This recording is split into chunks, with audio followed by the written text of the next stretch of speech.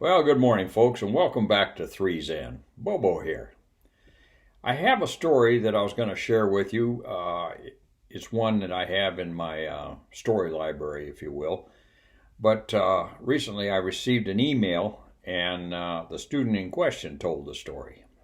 So it's probably best I just read it in his own words. His IP was a good friend of mine, Jack. Now, I met Jack in January '75, just as we were completing our T 38 instructor pilot upgrade. Jack is a character. Anytime Jack opens his mouth, there's something profound going to come out of it. You just never know what it is or what it's going to be. And this is a great example of that. So, without I hate saying further ado because all my life I've always wondered about where do you catch up on further ados. But anyway, I digress. So in Chet's own words, one of my most memorable flights was when I was flying solo and Jack Dyer, my instructor, was flying in the back seat of the wing aircraft with student Bruce, a classmate of mine.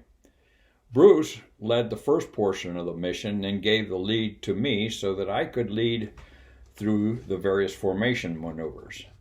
I was flying a very smooth platform for Bruce and in the process lost track of where I was in our assigned area. While studying the HSI, the Heading Situation Indicator, to determine our exact location, I realized we were getting dangerously close to one of our borders.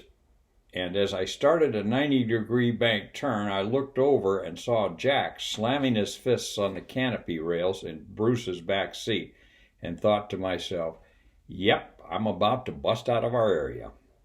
I managed to stay in the area and not bust the ride, but it was only by the grace of God. Jack said later, if I had lowered the gear at that point, they probably would have crossed into the other area. Upon returning to Vance, we parked in different rows.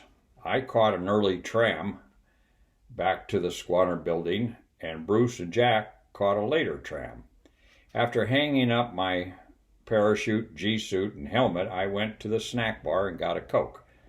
Then back to the flight room where I sat down to await Jack and Bruce.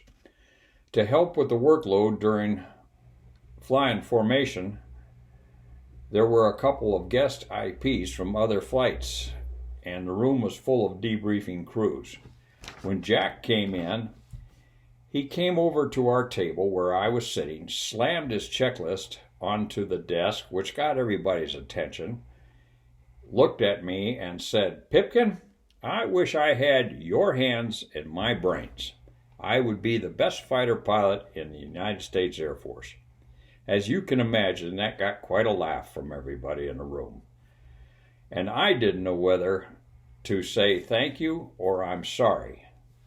Jack was a great instructor, and I'm glad I got to fly with him. Well, Chet, thank you for sharing this story. It's one of the gems that we had while you were going through pilot training.